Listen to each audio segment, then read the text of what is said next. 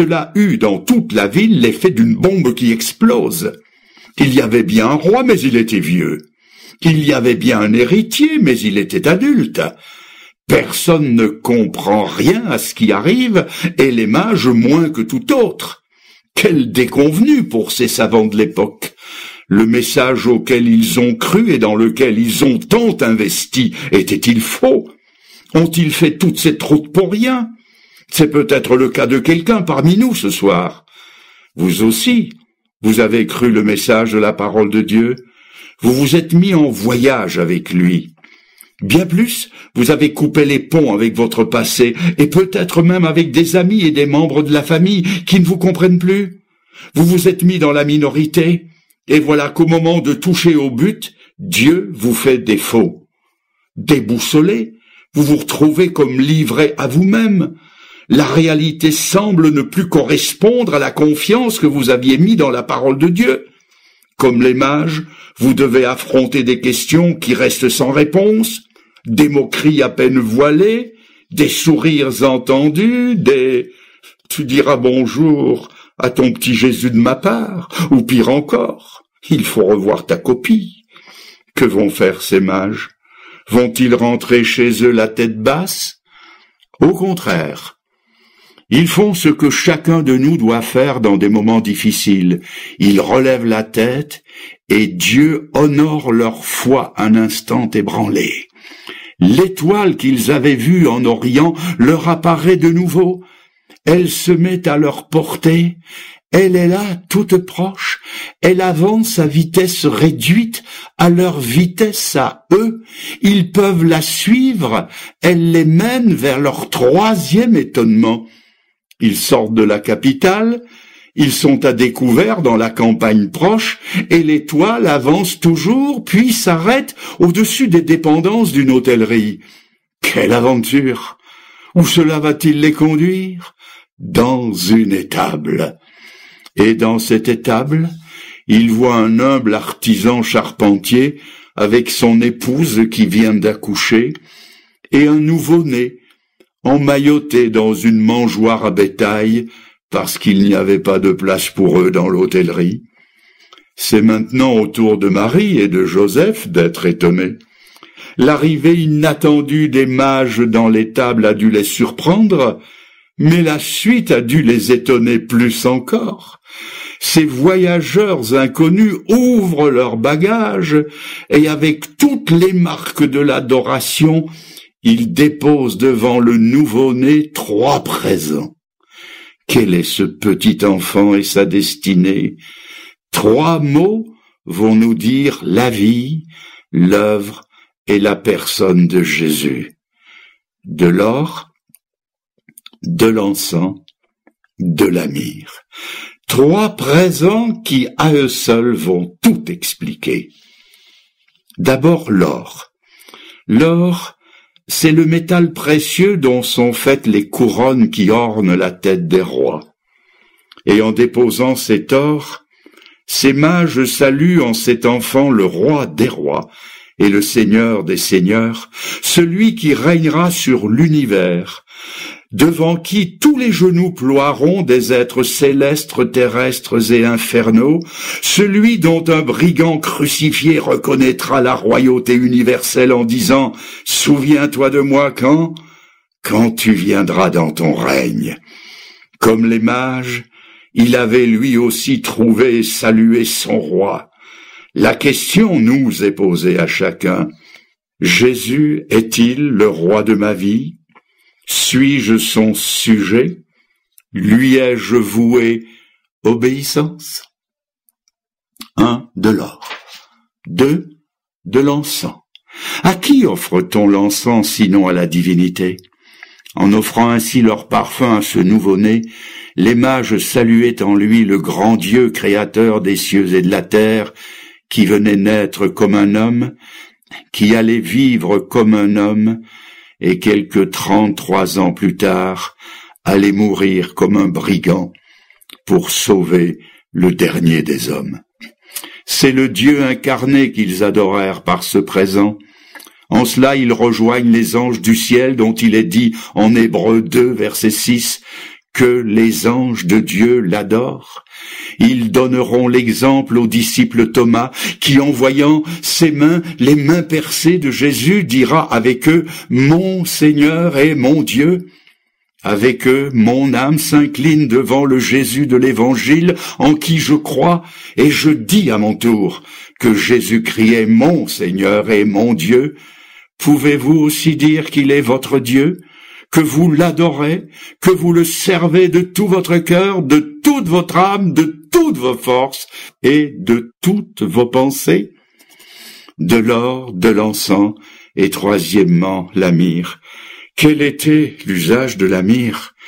Elle servait à l'embaumement des morts. Et en ouvrant leur trésor, ces mages annonçaient d'avance non seulement le Christ roi et l'homme Dieu, mais l'homme de souffrance dont avait parlé le prophète Ésaïe. C'est ainsi qu'en adorant le petit enfant, il voyait déjà se profiler sur lui l'ombre sinistre de la mort. La myrrhe veut donc dire que la crèche s'achève par la croix. Une histoire qui ne va pas jusqu'au bout d'elle-même reste inachevée. Un pont qui n'enjambe que la moitié d'une rivière ne permet pas de passer d'une rive à l'autre. De même, la vérité de la crèche est tronquée si elle ne nous conduit pas à la repentance de la croix. La crèche à elle seule ne peut pas nous sauver, même si on y croit. L'émerveillement de l'une doit nous conduire au brisement de l'autre. Dans la crèche, c'est notre nature qu'il prend. À la croix, ce sont nos péchés qu'il porte. La crèche amène Dieu aux hommes. La croix amène les hommes à Dieu. C'est devant le crucifié qu'il faut faire son mea culpa. C'est à lui qu'il faut apporter sa myrrhe et dire comme le brigand repentant, « Pour nous c'est justice, nous recevons la condamnation que nos péchés ont méritée, mais celui-ci n'a rien fait qu'il ne se dût faire. Seigneur, souviens-toi de moi quand tu viendras dans ton règne, et c'est de lui le futur juge de l'univers que viendra l'acquittement en ces termes, que chacun de nous peut s'approprier par la foi. Je te le dis en vérité, aujourd'hui tu seras avec moi dans le paradis. De l'or, de l'encens, de la myrrhe.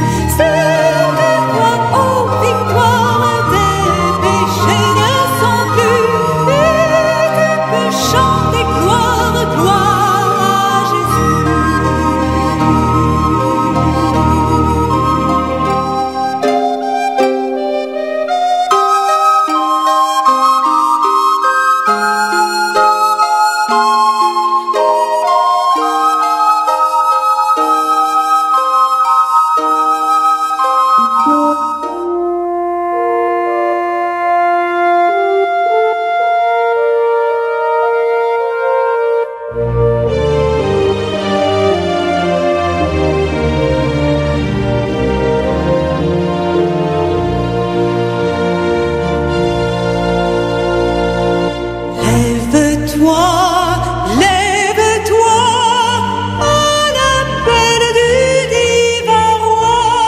C'est au cime de lumière qu'il te mène par la foi. De ses pas sur cette terre, suis les traces sans effroi. Lève-toi, lève-toi.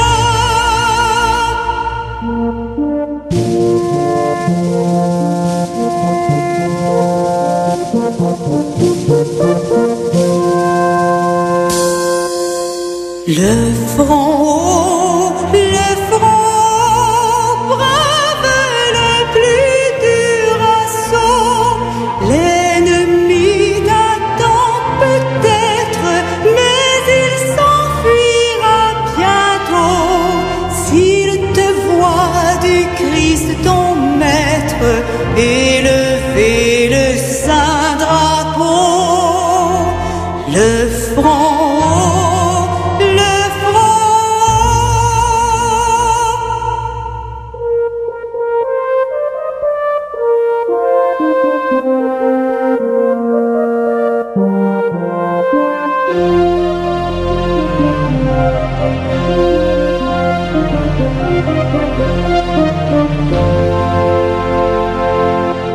En avant, garde en toi l'espoir vivant. On entende sur la route, malgré tout, monter ton chant. Chasse au loin l'ombre du doute, va d'un cœur simple et fervent. En avant.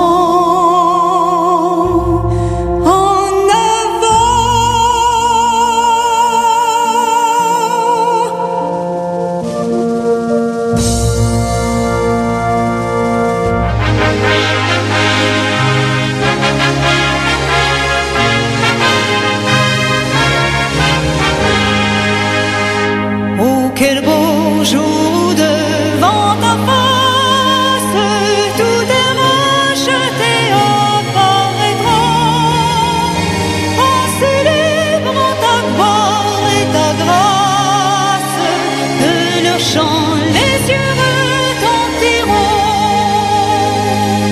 nombreux comme le sable des plages, nombreux comme le sable des plages.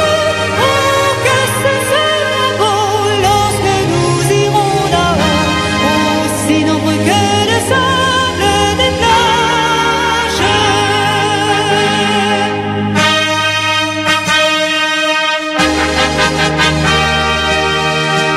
Je la vois